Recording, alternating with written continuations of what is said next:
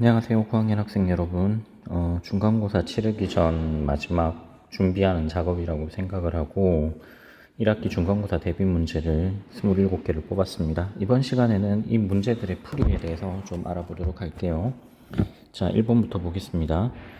13의 제곱근을 A, 17의 제곱근을 B라고 할 때 A제곱 마이너스 B제곱의 값이 얼마입니까? 라고 물었어요.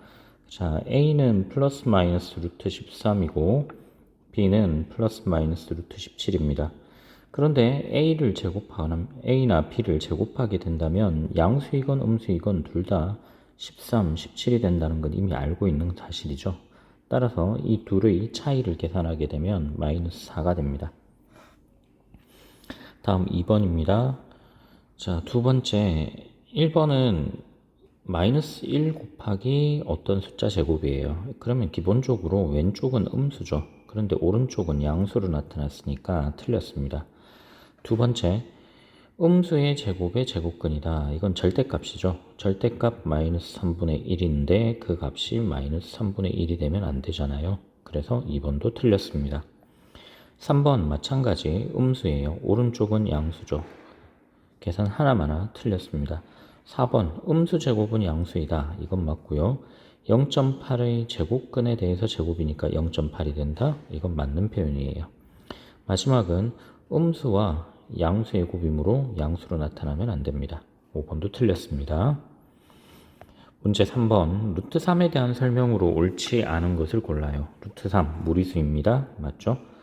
3의 양의 제곱근이다. 맞는 표현이고요. 제곱하면 유리수 3이 된다. 이것도 맞는 표현이고 순환하지 않는 무한소수이다. 순환한다면 유리수가 되겠죠. 이것도 맞는 표현이에요.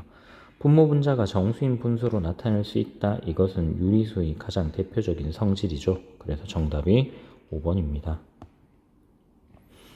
4번 두 수의 대소 관계를 비교를 해보세요 라고 되어 있습니다. 이항할 수 있으면 이항해서 계산한다 했죠. 양변 4만큼을 뺍니다. 왼쪽은 4, 오른쪽은 15. 4는 루트 16이니까 루트 16이 15보다 작다. 틀렸어요. 두 번째, 4에서 루트 1을 뺀 것과 루트 3을 뺀 것, 조금 뺀 것이 더 크겠죠. 2번도 틀렸네요. 세 번째, 똑같이 루트 7을 가지고 있는데 거기에 2를 더하고 하나는 루트 5를 더했어요. 루트 5가 2보다는 더 큽니다. 2는 루트 4니까 3번은 맞아요. 4번, 루트 2에서 5를 빼는 것과 루트 3에서 5를 뺀 것, 루트 3이 더 큰 값이기 때문에 부등호 방향이 틀렸습니다. 4번도 아니고요. 5번, 똑같이 루트 5가 있는 상태에서 3, 루트 9를 더하는 것과 루트 8 더한 것, 루트 9 더한 것이 더 크죠. 5번도 틀렸어요. 자, 옆쪽 문제 5번을 보겠습니다. 대소관계 맞는 걸 찾아내세요. 만약에 이 부등식 1번이 맞다면 마이너스 1을 곱해서 루트 5가 루트 3보다 더 작아야 하는데 거짓인 걸 알 수 있죠. 두 번째, 3은 루트 9입니다. 루트 9가 루트 7보다 작다? 이것도 거짓말이고요. 다음 세 번째 식도 마찬가지 양변 마이너스 1을 곱합니다. 루트 35가 6보다 크다가 되겠네요. 6은 루트 36인데 말이 안 되죠.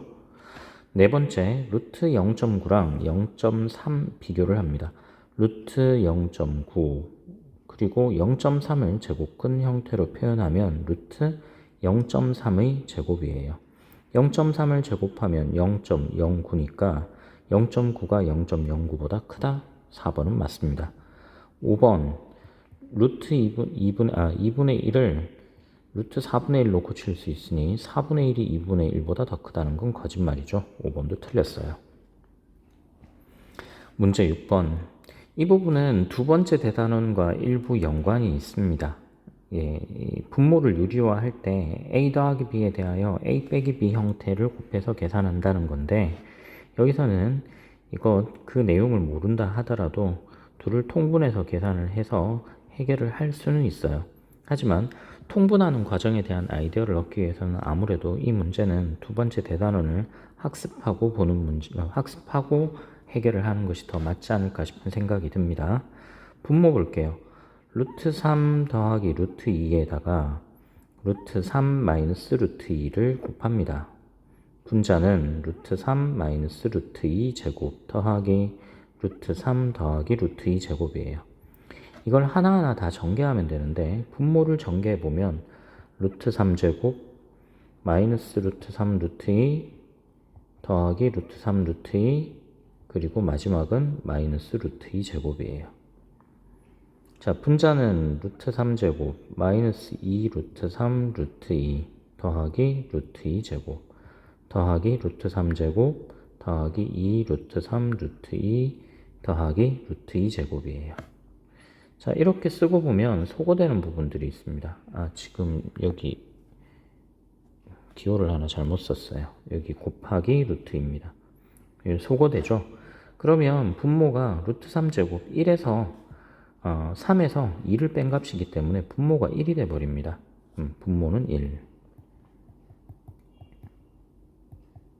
분모는 1로 정리가 되기 때문에 분자만 보면 되는데 분자도 마이너스 2 곱하기 루트 3 루트 2, 2 곱하기 루트 3 루트 2가 소거되고 남는 것이 루트 3제곱, 루트 2제곱, 루트 3제곱, 루트 2제곱이 남기 때문에 이 전체 값은 10이 됩니다. 4번이에요.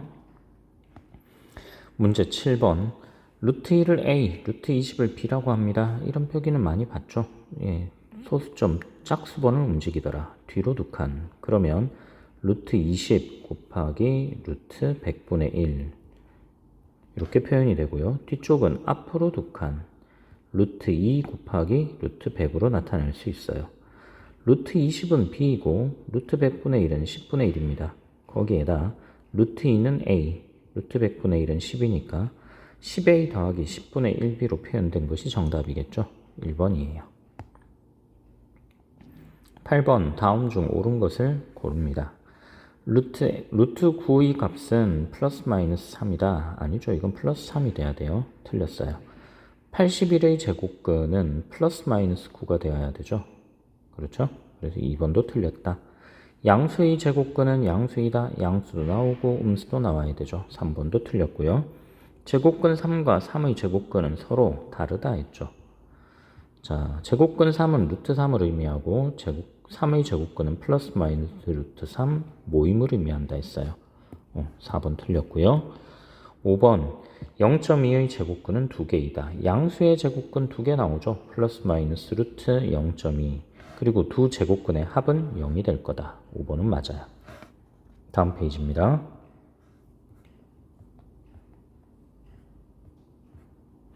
다음 페이지 9번.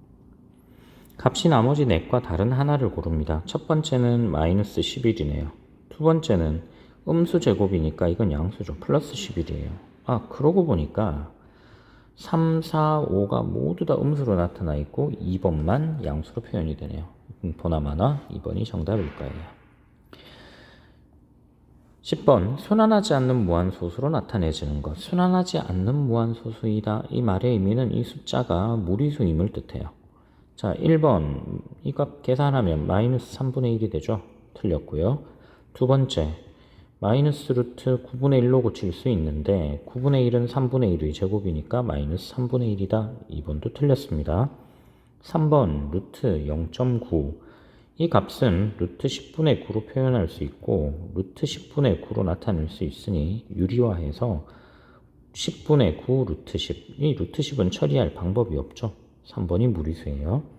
4번은 3분의 4가 되니까 틀렸고 마지막은 600이 4가 돼서 정답이 2로 나오니까 5번도 아니에요. 11번 보겠습니다.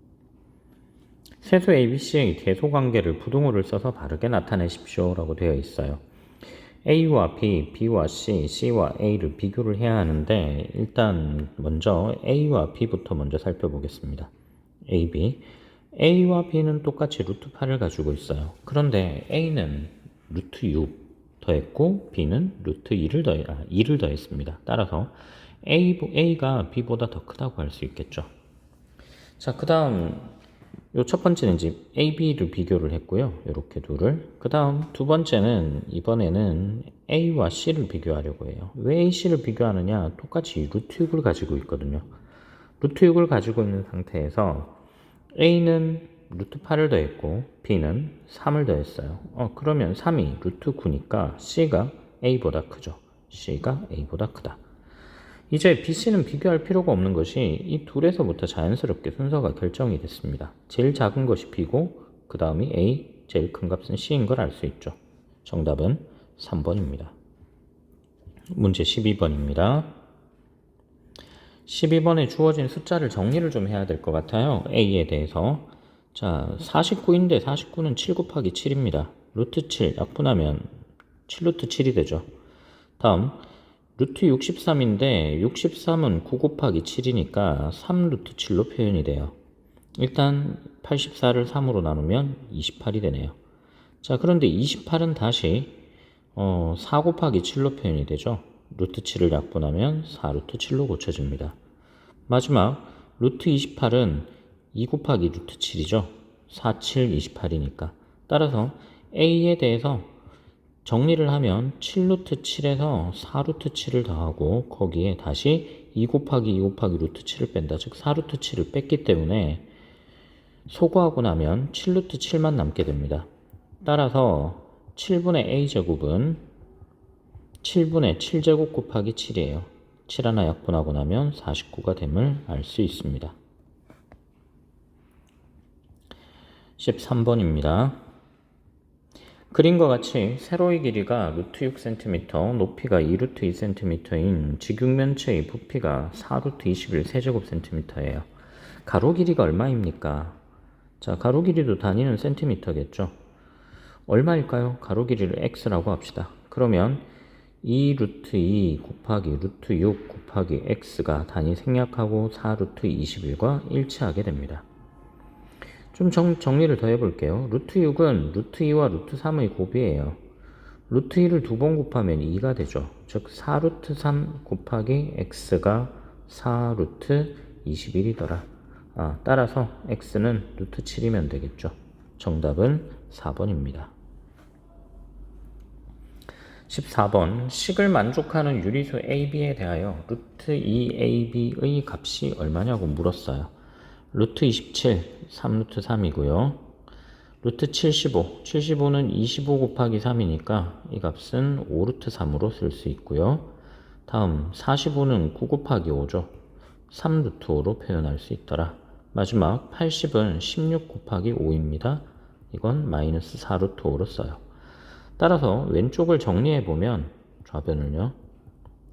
좌변을 정리하게 되면 루트 3과 루트 5인 것들끼리 동류항 정리하듯 정리할 수 있는데 마이너스 2 루트 3과 마이너스 루트 5로 표현이 됨을 알 수 있어요. 따라서 A는 마이너스 2, B는 마이너스 1, 그럼 A 곱하기 B는 2가 되겠죠. 전체 2a, b 제곱근은 얼마입니까? 루트 2ab는 루트 2 곱하기 2가 되므로 이 값은 2일 것이다. 4번이 될 거예요. 15번 다음 수 중 제곱근을 근호로 사용하지 않고 나타낼 수 있는 것. 근호를 사용하지 않고 제곱근을 근호를 사용하지 않는다. 자, 제곱근이 플러스인 것도 있고 마이너스인 것도 있지만 지금 중요한 것은 이 부호가 중요한 건 아니죠. 양수이건 음수이건 어쨌건 제곱근을 나타내지 않는다. 이게 중요한 것이니까 그냥 양수일 때만으로 이제 제안해서 생각해도 큰 무리는 없을 거예요. 자, 루트 19 더 이상 손댈 수가 없어요. 하지만 두 번째 루트 49분의 1은 7분의 1로 쓸 수 있고요. 세 번째 루트 순환소수 0.4는 루트 9분의 4가 되고 루트 9분의 4는 다시 3분의 2로 표현이 됩니다. 이 다음 루트 0.3은 이 루트 0.9 앞에서 한번 계산한 적이 있었죠. 기억하죠? 자, 이건 루트 10분의 3이에요. 유리화하게 되면 분자분모에 루트 10을 곱하면 루트 10분의 30입니다. 루트 30 제곱수가 아니죠. 처리가 안 되고요. 네 번째, 마지막 다섯 번째는 121은 11의 제곱, 25는 5의 제곱. 따라서 이 중에서 제곱근을 근호를 사용하지 않고 나타낼 수 있는 것은 두 번째, 세 번째, 다섯 번째가 됩니다. 그래서 개수는 3개. 16번 다음 수 중 무리수의 개수를 구하세요. 루트 169, 13이네요. 마이너스 루트 12, 마이너스 2루트 3이고요. 그 다음 순환소 4.6이 있습니다. 이건 뭐 그대로 둬도 되고 아니면 바꾸고 싶으면 이렇게 하면 되죠. 9에서 46에서 4를 뺀다. 그 다음은 0.04가 100분의 4, 즉 10분의 2, 즉 이 전체를 제곱근을 풀면 마이너스 5분의 1, 다섯 번째는 파이, 마지막은 5분의 2로 나타납니다. 따라서 이 중에 무리수는 두 번째와 다섯 번째가 있네요. 개수는 2개가 됩니다.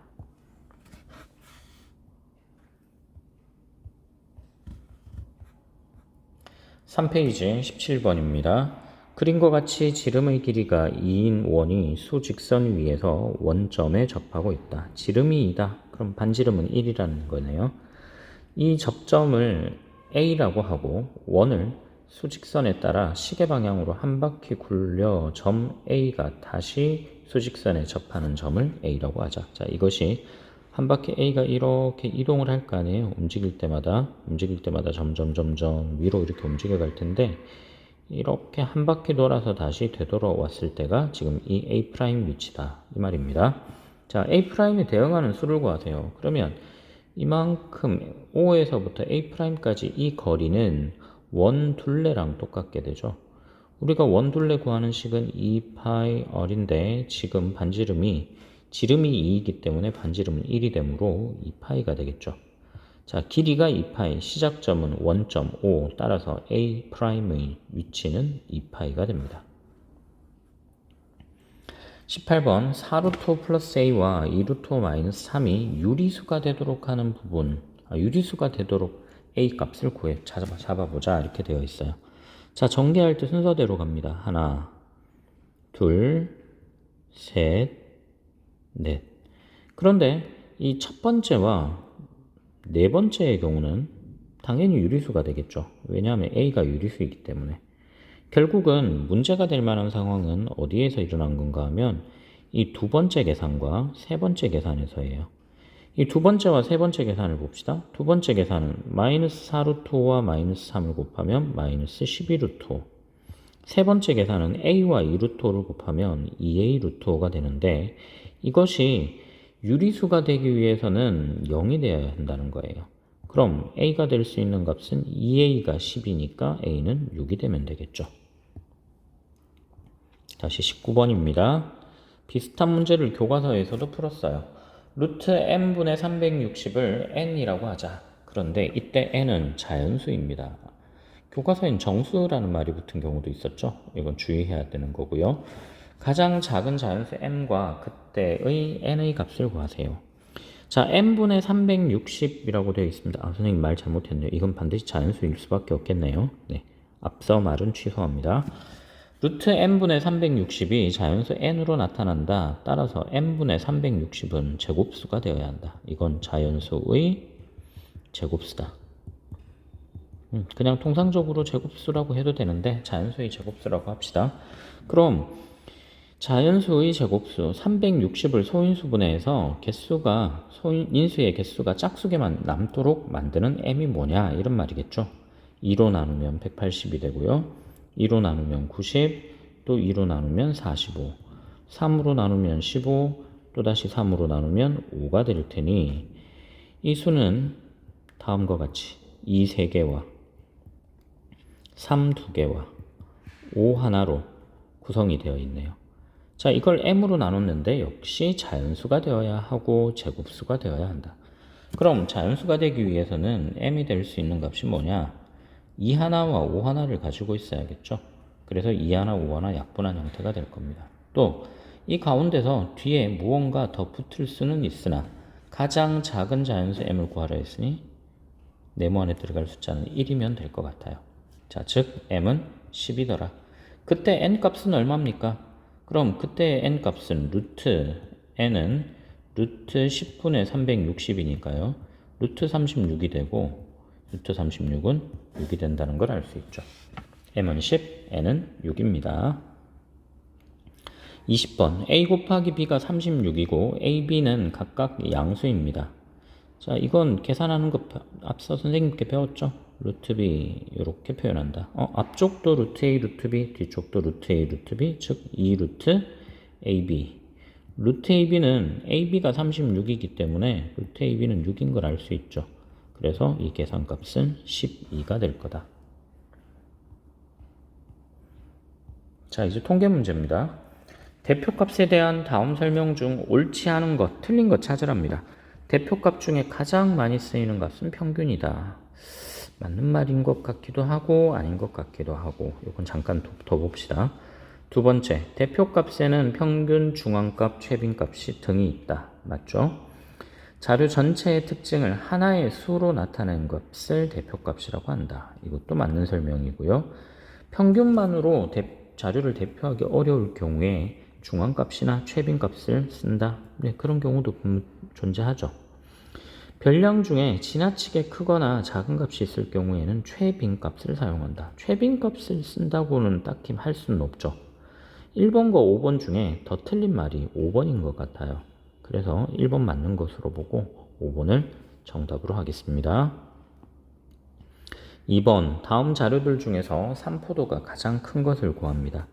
1, 5, 1, 5, 1, 5, 1, 5, 1, 5. 아, 이거 평균이 5가 되네요. 두 번째, 1, 5, 1, 5, 1, 5, 3, 3, 3, 3. 이것도 평균이 5죠. 가만히 보니 1번부터 5번까지 모두 다 평균이 5인 것을 준 거예요. 평균이 모두 다 5다. 그런데 이 중에서 산포도, 즉 흩어진 정도가 가장 큰 것이 뭘까? 아, 지금 평균이 5가 아니고 다 3이에요. 예, 이야기 잘못했습니다. 평균 3에서부터 흩어진 정도가 가장 큰 건 뭘까? 1번과 2번을 비교하면 이 뒷부분에서 1번이 더 크다는 걸 알 수 있죠. 그 다음 1번과 3번을 비교하면 1호 움직이는 것과 2, 4의 움직임은 평균 3을 기준으로 해서 1호가 훨씬 큰 걸 알 수 있어요. 그래서 3번도 아니더라. 3번과 4번을 비교했을 때 4번이 3번보다 더 작기 때문에 이 4번은 3번보다 작고 3번은 1번보다 작으니까 이것도 아닐 것이고요. 5번은 모든 값들이 평균 값을 갖기 때문에 이 경우는 산포도가 0이 되더라. 그래서 가장 큰 것은 1번이라고 계산하지 않고도 확인할 수 있습니다. 23번, 자료의 중앙값을 구하면. 자료의 중앙값입니다. 중앙값은 가운데 있는 거거든요. 자료가 몇 개인지 봅시다. 하나, 둘, 셋, 넷, 다섯, 여섯, 일곱, 여덟, 아홉. 개수가 홀수개면 좌우로 짝을 지었을 때 가장 가운데 오는 숫자가 우리가 찾는 중앙값일 거예요. 2번입니다. 24번, 미선이의 3회에 걸친 수학시험 시험의 평균이 84점이에요. 그 후에 3회 시험을 더 보았고 그 평균이 82점입니다. 6번 전체에 대한 평균은 몇 점입니까? 라고 물었어요. 자, 별량을 먼저 3번 본 것 A, B, C, 뒤에 3번 본 것 D, E, F라고 해요. 그런데 이 A, B, C 더해서 3으로 나눈 값이 이것이 84예요. 그 다음 T, E, F를 더해서 3으로 나눈 값은 82가 되더라. 우리가 원하는 모양은 A부터 F까지를 더한 다음에 6으로 나눠준 값이 필요한 거죠. 이만큼이 필요하더라. 자, 첫 번째 식에서 A, B, C 합이 얼마인지 알아요. 이건 84 곱하기 3이에요. 3 곱하면 되죠. 뒤쪽 D, E, F의 합은 82 곱하기 3 두 번째 식을 가지고 알 수 있어요. 그렇다면 이 식은 6분의 3 곱하기 84 더하기 82가 되죠. 3으로 나누면 2분의 84 더하기 82. 82와 84의 평균 형태네요. 83. 정답은 3번입니다.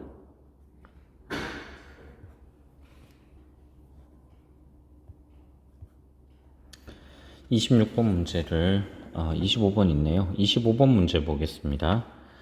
A, B, C, D 5명의 학생의 턱걸이의 횟수에 대한 편차입니다. 자, 편차는 별량에서 평균값을 뺀 것이죠. 즉 A는 평균보다 5번, B는 평균보다 1번 턱걸이 횟수가 부족하다. 그에 반해서 D와 E는 평균보다 2번, 평균보다 4번 더 많이 했다는 걸 의미해요. 턱걸이 횟수가 C가 8번이래요. C가 8번 한 거다. 평균이 8이라는 이야기죠. A와 E의 턱걸이 횟수 차이인데 실은 이 C가 턱걸이 몇 번 했는지 알려주지 않아도, 즉 이 문장은 없다 하더라도 횟수 차이는 알 수는 있어요. 왜냐? 평균보다 5회 못했다와 평균보다 4회 많이 했다잖아요. 그럼 A와 E의 차이는 이 둘 숫자 마이너스 5와 4의 차이만큼이 되겠죠. 1번이 답입니다. 26번 표는 어느 학급 20명 학생들을 대상으로 인터넷 사용 시간을 조사한 분포표입니다. 도수분포표인데 이 학급 학생들의 인터넷 사용 시간의 분산은 얼마냐고 물었어요. 자, 이거 오랜만에 도수분포표 봐서 조금 헷갈릴 수는 있는데, 자, 일단 분산입니다. 사용 시간, 시간이라고 하는 게 변수죠. 자, 시간이 2시간 쓴 친구가 3명 있대요. 그럼 실제 자료는 이렇다는 겁니다. 2. 그 다음 4시간 쓴 사람이 3명 있죠. 4. 6시간은 7명. 하나, 둘, 셋, 넷, 다섯, 여섯, 일곱. 8시간은 5명. 하나, 둘, 셋, 넷, 다섯. 10시간이 2명. 이렇게 됐다는 거예요. 인터넷 10시간을 썼다는 건 거의 잠 안 자고 했다는 거죠. 잠 안 자고 게임했다는 이야기 같은데 그러다가 큰일 납니다. 이 학급 학생들의 인터넷 사용 시간에 대한 분산을 구하세요. 우리가 분산을 구한다. 분산이라고 하는 것은 편차를 먼저 구하고요. 그 편차를 제곱한 것에 대해서 평균값을 내면 그것이 분산이 되거든요. 자, 다시 볼게요. 분산은 편차 제곱의 평균이에요. 편차 제곱의 평균을 분산이라고 하더라. 자, 이렇게 자료를 쭉 다 늘여서 써도 되긴 됩니다. 그런데 귀찮긴 하죠. 자, 평균을 먼저 구해야 되니까 이 세 개를 더할 거예요. 아, 그럴 거면 처음부터 이 2와 3을 곱하는 게 나았겠네요. 그래서 이 방식대로 차례대로 쭉 더하는 것 하지 말고요. 그냥 2시간 쓴 사람이 3명 있으니까 2, 3, 6, 4, 3, 12 이렇게 곱셈으로 그냥 나타내서 세로 방향으로 더해버리면 충분할 것 같아요. 40, 20 덧셈해 봅시다. 18, 60 아래쪽도 60 전체는 120. 자, 전체가 120이니까 120을 20으로 나눈 것이 평균이에요. 아, 평균이 학생들이 평균적으로 6시간을 쓴답니다. 인터넷 사용 시간이 1일 6시간이라는 거죠. 뭐 하루 기준이겠죠. 자, 그럼 우리가 필요한 건 편차거든요. 편차. 별량 2에서 6을 뺍니다. 마이너스 4. 4에서 6을 빼면 마이너스 2. 0이 되고 2가 되고 4가 될 거예요. 근데 이건 편차고요. 편차를 원하는 것이 아니라 우리는 편차 제곱에 대한 평균을 원해요. 따라서 이 편차를 제곱하게 됩니다. 제곱. 그럼 편차 제곱하면 16, 4, 0, 4, 16의 값을 얻죠. 따라서 이제 우리가 원하는 분산은 편차 제곱의 평균이니 또다시 16과 3을 곱해서 48, 4와 3을 곱하면 12, 0과 7을 곱하면 0, 4와 5를 곱하면 20, 16과 2를 곱한 32를 몽땅 다 더한 다음에 총 별량의 개수인 20으로 나눠주면 될 것 같아요. 40과 12, 60, 80, 80에 31을 더하면 112예요. 112를 20으로 나눈 값이 분산입니다. 112를 20으로 나눈다. 2로 나누면 10분의 56이 되죠. 10분의 56이니까 5.6이거든요. 5.6, 5분의 28. 여긴 다 분수로 표현되어 있으니까 분수 형태로 나타난 2번을 답으로 찾으면 됩니다. 마지막 27번입니다.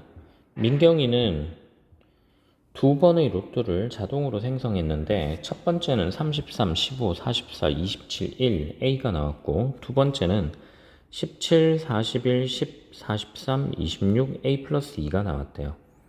첫 번째의 중앙값이 22가 나왔다면 두 번째까지의 모든 번호에 대한 중앙값이 얼마냐고 물었습니다. 자, 그럼 첫 번째 중앙값을 찾기 위해서 크기 순으로 나열해 볼게요. A를 제외하고 먼저 나열하겠습니다. 자, 1 다음 올 숫자가 15 컴마는 빼고 쓸게요. 컴마는 빼고 1 15 그 다음 숫자가 27 그 다음 33 마지막 44. 자료가 6개가 있으니까 A가 들어갈 수 있는 위치는 하나, 둘, 셋, 넷, 다섯, 6군데가 있어요. 그런데 A의 위치를 정해줄 수 있는 것이 중앙값이 20이라는 거죠. 22. 어느 정도쯤 위치를 하면 좋을까? 어디일까요? 중앙값 자료가 짝수계일 때는 가장 가운데 있는 쌍의 평균이죠. 지금 현재 가운데 있는 위치 27을 기준으로 앞일까 뒤일까? 혹시 A가 다른 위치에 있느냐? 즉 15와 21 사이에 아무것도 껴들지 않는다. A가 없다면 15와 27의 평균은 합이 42가 되므로 이 경우는 21일 거예요. 그럼 이건 아니라는 거죠. A가 이 사이에 놓여 있어야 한다는 걸 의미해요. A의 위치가 여기다. 이것도 마찬가지 해보면 되죠. 27과 33, 60이니까 둘은 30입니다. 중앙값이 22가 아니에요. 자, 이제 A의 위치를 정했으니 이제 중앙값을 이용해서 A 값을 한번 결정을 해보죠. A와 27을 더해서 2로 나눈 값이 22더라. 그럼 A와 27을 더한 값이 44가 되어야 하니 A는 44에서 27을 뺀 값이죠. 즉 17이 된다는 걸 의미합니다. 그럼 두 번째 로또에 나온 숫자들에서 A 플러스 2는 19임을 의미해요. 자, 이제 한번 봅시다. 두 번째까지 모든 번호에 대한 중앙값을 구하라. 그럼 여기에 나와 있는 이 12개 숫자들에 대해서 A를 17이라고 쓸게요. 12개 숫자를 크기 순으로 나열을 해보겠습니다. 자, 크기 순으로 하나씩 지워가면서 써볼게요. 제일 작은 숫자 1, 그 다음 10, 그 다음 17이 있죠? 근데 또 17이 있네요. 그 다음 19가 있고, 그리고 20에 해당되는 숫자 26이 있고요. 그 다음 선생님 여기 15를 빼먹었습니다. 15를 다시 넣고 쓰겠습니다. 1, 10, 15가 돼야 되네요. 1, 10, 15. 실은 이 정도 쓰면 될 것 같아요. 왜냐하면 이게 자료 개수가 12개니까 첫 번째, 두 번째, 좌우 대칭 쌍으로 잡았을 때 세 번째, 네 번째, 다섯 번째, 여섯 번째 하고 여기 여섯 번째잖아요. 이것이 19와 26이 가장 가운데 있는 숫자죠. 따라서 19와 26의 평균값이 우리가 찾는 12개 숫자에 대한 중앙값이 될 거예요. 19와 26을 더하면 45, 45를 2로 나누면 22.5. 정답은 4번입니다. 자, 이번 시간 문제풀이가 조금 길었습니다. 여러분들에게 주말 동안 풀어와 주기를 요구를 했고요. 충분히 학습하고 온 상태라는 가정하에서 이 정도 수업을 하고 마치도록 할게요. 문제풀이 시간 수업 중에 줄 수 없어서 미안합니다. 수업 듣느라 고생 많았습니다. 시험 잘 치르세요.